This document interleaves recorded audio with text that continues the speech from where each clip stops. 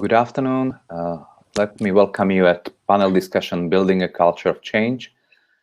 And this panel will be moderated by Shahidul Mannan. Shahidul is head of data engineering and innovation and Mass General Brigham in Boston. He is a passionate technology advocate who effectively aligns product strategy and technology with business in large organizations and startups, successfully develops and monetizes software products and digital enterprise assets intersecting big data, platform, cloud, mobile technologies, and information management. He drives governance and technology programs from concept, strategy, and architecture through the execution. Over to you, Shahidul. Thank you, Peter, for that kind introduction. Welcome, everyone, to this very exciting topic today and with a wonderful panel. So I'll be introducing our wonderful panel for this afternoon. We have Irina Prasilova. Irina is CTO Portfolio Director and Prague PMO lead at MSD. She has strong expertise in talent management, post-merger integration, shared services centers, and process analysis and process architecture design. Welcome, Irina. We have Sebastian Karbach. Sebastian is Global Program Manager in Oncology franchise with Roche. He is passionate about and experienced in enabling business via program, project, process, and team management in the pharma and diagnostics industry. Welcome, Sebastian. And we have Miguel Ibarra. Miguel worked in life science for almost 30 years, having spent the last 15 years at C-suite levels as general manager, both at domestic and international. Thank you all for joining, and thanks to the great panel. So I'll get started with today's topic, which is building a culture of change. As we all know from our experience and expertise and the industries we are in, that change is the bloodline for a company, not only for its survival, but of course, advancing forward and transformations in the competitive world. So we have a great line of topics covered today, and how we all have experienced change in our organizations, how we have applied various leadership and strategy and it change better. And that's what we want to hear from our wonderful panel, expert panel today. So I will get started on the questions and the topics that we want to cover. So the first question for our panel is the choice of impactful change agents is necessary to build a culture of change. The best change agents manage to create a sustainable support network and involve key users of all business processes. Now, what selection criteria do you use to choose change agents in your organization? And I want to start with Irina. Okay, so you started correct, because I'm like a clearly people person. So for me, the change is all about people, because people are talking to people, making things happen. So my key criteria for selecting the change agent is actually somebody who has a bandwidth to deal with the project, somebody who can face the obstacles and is persistent, because that's needed, and as well selecting somebody who can drive the change. So he has the the authority, like informal authority of a larger group of people. So he's a trusted person. He is somebody who can really push the steps through. And if you're talking about change, it's not like about one change agent, but we have to have like many of them. And in this sense, we should select the diverse team of people. So not to be like all white or all black or pink, like to have a mixture, because then the different people can look at the change aspect from the different angles. And maybe somebody should look at the team who is doing the change, if they're still like consistent and if they are going the correct direction. So that's my like a first outline. Great. Thank you, Irina. Sebastian, do you want to go next? Yeah, thank you. So I think it depends on serious and how severe the change is. I think the first primary change agent should be as high in the hierarchy as possible. So for instance, at Roche, since 2018, we are in a major transformation. It's not a reorganization, it's a transformation. We are profoundly changing our mindset and culture and the way we operate. And it came from Severin Schwan himself, the CEO. He was on stage and told us, you need to change. That was constantly repeated by the pharma CEO, went down to the diagnostics CEO. So we all knew this is now going to be serious.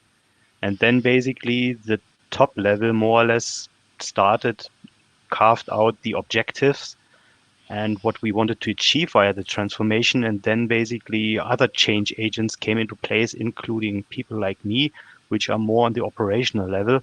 And I was clearly tasked to be a change agent in the teams that I work with. And I think that was an approach where we knew, no, that's now really serious. We developed a strong vision. I think it's known, it's like 3 to 5 times more medicine by half the cost to society. Very important, half the cost to society. So it's not operational excellence. It's really to create value for the patients and significantly more. And so we now actually are gathered around this vision and try to make it happen. The whole thing was accompanied by strong team empowerment. You might know this unbossing from Novartis. So we went in self-organization and teal structure, and it's working well. But, I think if you do not create the sense of urgency and that it's really serious, then I think, probably you should not, you should maybe limit what you really invest in such a change. Yeah. Thank you, Sebastian. Excellent point. It's not only about the people, but also creating that sense of urgency, that common sense across the leadership, and then trickling it down to all the people. Now we want to hear from Miguel. Yeah, thank you. So thanks so much for inviting me to this seminar. I agree with both of my colleagues. So Irina was saying it's about people. Yes, no doubt that I think that people is the main raw material. That's pretty clear to me. But the problem is that probably even having the right people with the right, you need to be in the right environment. And environment to me, when we're speaking about change, is about having the right purpose, the company, and having the right culture. And this is one of the main failures we are just facing in the organizations. We are having, perhaps the right people with the right flexible mindset, just to approach the change, but they are not having the right culture, the right environment, just to basically just to grow up. And all the way around, we are having, perhaps the right environment, and we don't have the right people. And sometimes you are having this mismatch. So at the same time, I think that it's very different to depart from scratch. When you have, a brand new organization where basically you can design everything. You can design your purpose. You can design your culture. You can design the profile you are choosing for this new company. The problem is with the current organizations. The current organizations are not in general, and I would say even more in our sector, pretty much prepared for the change. They are pretty much hierarchical, pretty much rigid, and difficult just to move ahead. So the main challenge here is how we are moving ahead. How are we going to transform our current organizations, providing what we have so far? This is the real challenge that we will face now in the post-COVID-19 stage. How are we going to change the organization? Because it's not only about change itself, it's also about the pace of the change that we are facing in these moments.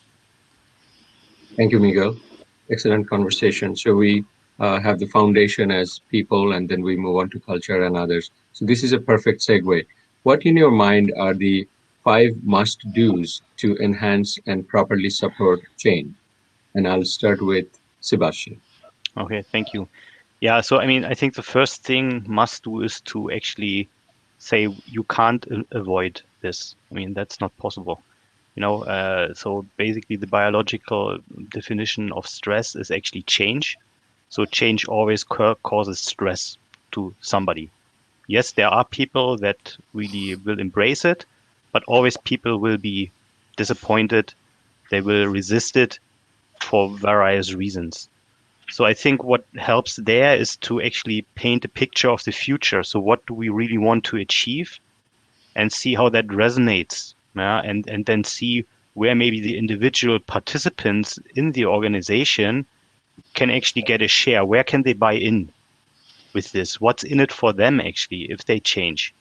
Sometimes maybe also you may have to make clear what's in it for you if you don't change, right? What's going to happen? Then if the company doesn't change, what does it mean for our patients? What does it mean for the customer? What also does it mean personally for you? So I think that needs to be clarified and then also discussed with the people. And so sorry always to go back to Roche, but we just had this huge transformation. What really worked well is that we empowered people. So we actually built many self-managing teams. And actually, we got objectives and we decided how this change is going to happen. We constantly checked with the stakeholders and the people that triggered the change, whether we meet the objectives and their expectations. And that worked really well. But even then, you have to say there will always be somebody that will not be happy with the change. So, so I think I would like to answer it like this. Thank you, Sebastian. And Miguel, you can go next. Yeah. I was just trying to recall the main 5 highlights for this process, and trying just to follow what we were already just commenting before. The first thing we need is to have the right top management mindset. So I think that the change starts with the top management. This is a sort of just top-down process, and they are basically just driving the car. And we do need to have the right CEO or the right C-level board, basically having just sharing this mindset about change. Second, to have the right communication policy. My experience is that even though you have top management really involved in change, if you are not communicating very clearly what you mean with that, basically it doesn't work. One thing is what the top management is thinking about change. A different thing is what people, at the bottom is, perceiving about this change. So clear and aligned communication. Third, are we being consistent with the change? So sometimes you say, you are saying, okay, very, very nice statements about change, but in fact, nothing changed. So we do need to have, a very consistent internal, movements about this change. Fourth, I would say, are we having the right people on the bus for the change? So already as mentioned before. So we do need to have, very, very flexible, very open-minded, let's say, people in the organization in order just to be able to implement this change within the organization. And last but not least, I would say the strategy. So everything on board can be very well prepared, but sometimes we are not able to just to extrapolate into the right strategy to try to implement this change. Thank you, Miguel. Great insights. And we want to hear from Irina. Okay, so what I think that it's key for any success of the change is to be honest about the change, because sometimes companies they're saying to their employees something, and they mean something different. So even if the change is going to be painful, or if it impacts some employees, to be honest is like a good strategy, because people can go through like shock, anger, bargaining, depression, acceptance, but at the end, the change is accepted. So honesty. The second thing is to really pay attention. So to do it, not to do like a lengthy change programs, to do it fast if possible, and not painful. The third thing what I would think about is, don't think that we can do the change in all locations the same way. We have a different culture. We have a different people in different time zones. So the people perceive change differently, and they work with change differently. So you have to really adjust communication and pass the message different towards the different audience to get their buy-in. Another thing what is important to have this change agent and to get people on board with the change.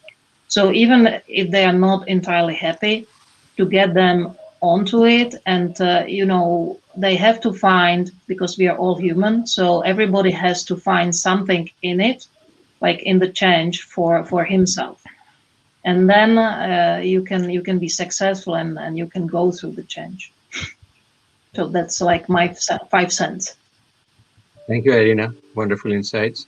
And now we want to hear from decades of experience on this panel. If you can give an example of one massively unpopular decision that you had to communicate in the context of change in your organization.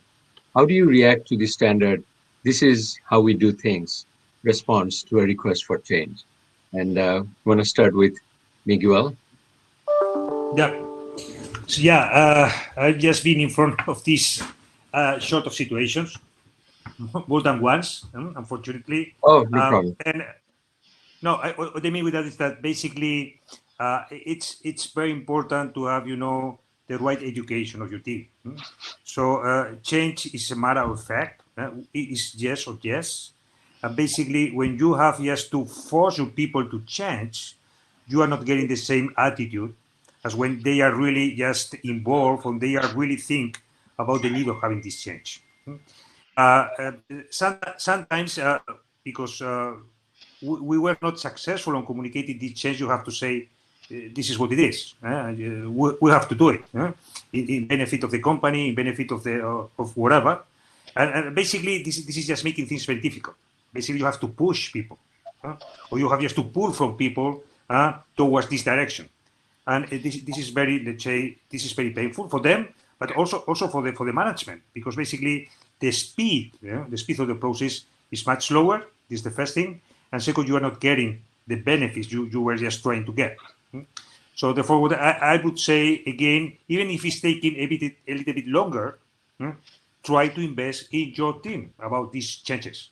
Try just to invest your time on convincing them, on trying to be consistent about the changes the company is needing, just to follow. Thank you, Miguel. And Irina? Okay, I had one quite unpopular thing. So I had to dissolve like a piece of my team, because we are going through the product, the transformation into the product organization. And the piece of my project management team went to the different divisions. So what I have done, I sit with them like upfront of what has to happen, and I've talked to them. I've taken their fears. We have been talking to what's going to happen. We were discussing about their potential future career, so what they should concentrate on, and and I made them like a part of the whole process. And then from the beginning, fear which they expressed, then they found like, okay, so it can be like another opportunity. We can take like a different chance.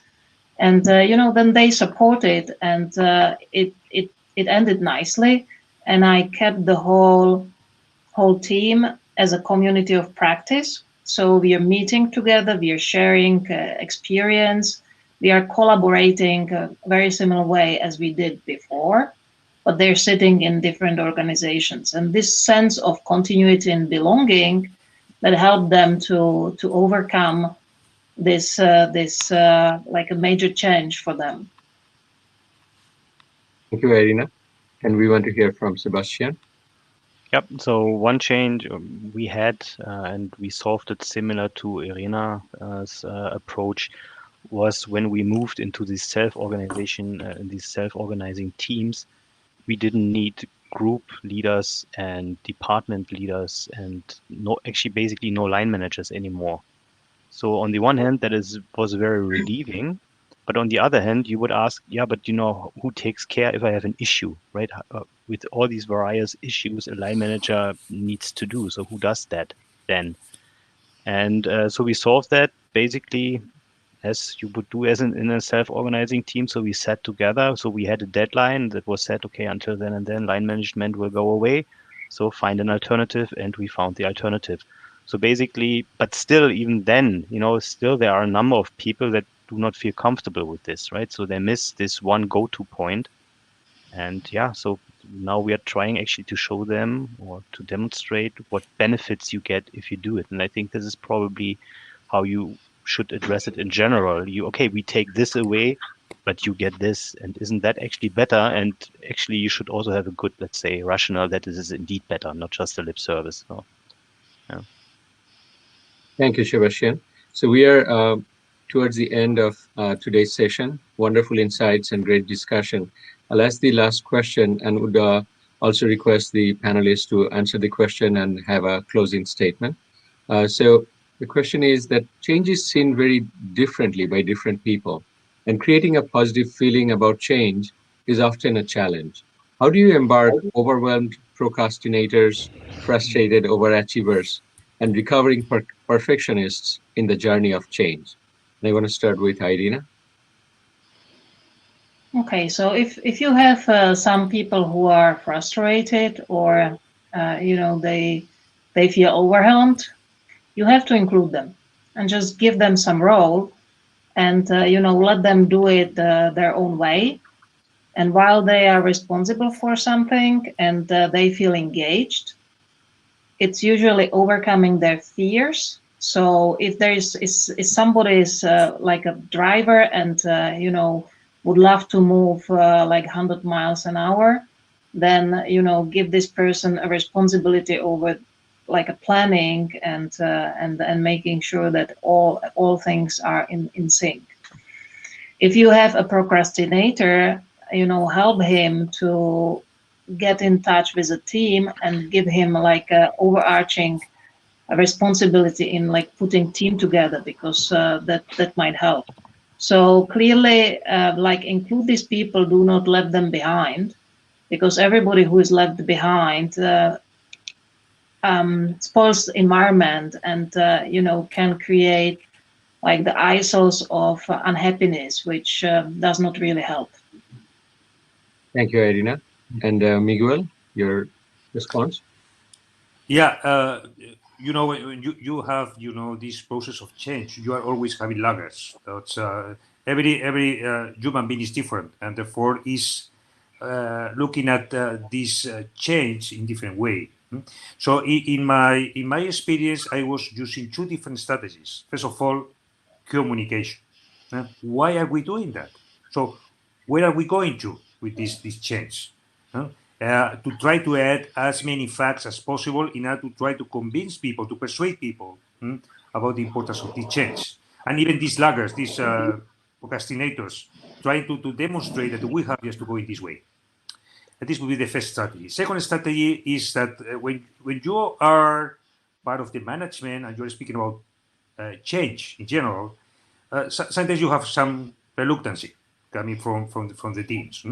However, if you are able to set up some champions within the organization who are able to communicate their peers about the need of this change, things are a little bit more smoother in this way. So when people is dealing with peers, perhaps they are listening to the others in an open way. It's easier to communicate the need of this change. Thank you, Miguel. And Sebastian? Yeah, so I think, we all should always assume that people have good intentions, even if they kind of resist, right? So that's why I think we should always listen, especially to these people, because we could learn something about the change overall. Because often it's an occasion where the silent people speak up, and then it's anyway, you should always listen if those people speak up. So then I would invite these people to contribute, give them space and room in order to actually make themselves comfortable in this change and play an important role in there. And I think, but you should also make clear that the change can't be avoided, right? So you better take part, and play a role and find a new home. So this I think we can do. Thank you, Sebastian. I think we are at the end of this session. Thank you, Irina Prasilova, Miguel Ibarra, and Sebastian Karbak for a wonderful discussion today. I hope this was helpful. Happy changing, and hope you all enjoy the rest of the evening. Thank you, and back to you, Peter. Thank you very much for your discussion, for your experience and points of view. Now we are going to have a 15 minutes networking break, and we will go on with the next panel discussion led by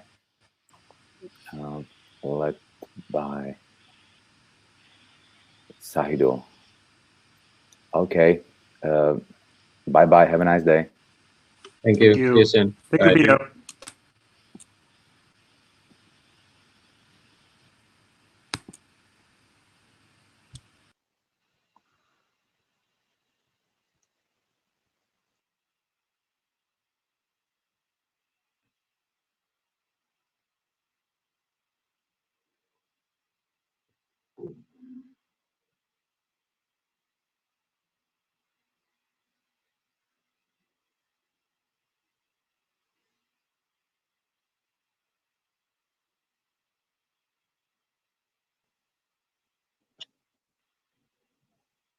Hello all. Thank you for staying with us till now. We covered wealth of information from our expert speakers. You were witnesses of wonderful insights and strategic insights on the key points and the key pressing issues in the industry.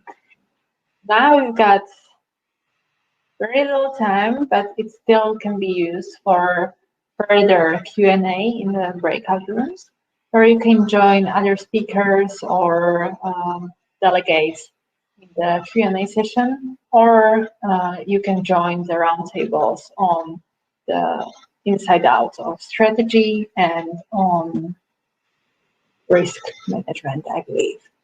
Then we've got another part of this conference that is networking, where you can get connected to a random delegate for 20 to 180 seconds, where you can discuss whatever you feel called to, and later on you can jump on another call. Or the last alternative, you can visit our expo area. In the expo area, you've got two booths. The first one provides all the information on the upcoming masterclasses held by two of our speakers from today, Antonio Nieto Rodriguez and Dr. Richard Bainey. So all the information, including how to get a discount on those masterclasses, will be available in the booth. And then the second booth is on PPM Workout. PPM Workout is our own community platform. Many of you might ask, why is it called Workout? So if you want to become strong and resilient in the body, you need to put some continuous effort to build your strength, your stamina. And we call it workout, right? So the same applies for your professional expertise. You need to put regular effort into keeping your mind sharp and into connecting with others to discuss the case studies, or what are the possible solutions to your problems. That's why we created this online platform. It's something like social media that is specifically designed for the niche of portfolio project and program managers in the healthcare and pharmaceutical industry. You might check it out. It's a subscription-based platform, but the first 2 months are for free. So you can try it out, and every subscriber will get access to our virtual conferences free of charge as well.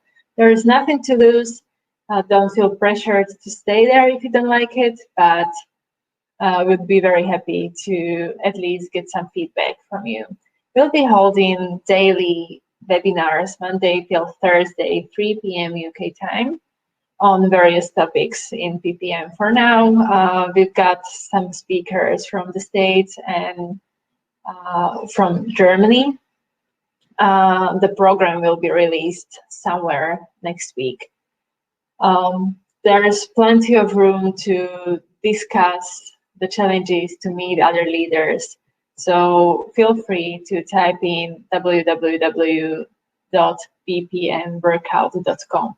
Don't forget to include the www, because for now we've got a technical issue, but we'll fix it soon. So if it doesn't work, just make sure you include www. I'm repeating myself, sorry for that. So thank you for being live with us. And now I invite you to join the breakout rooms in the sessions or the networking or expo. So see you later for the case study from Bahadir Chakmak.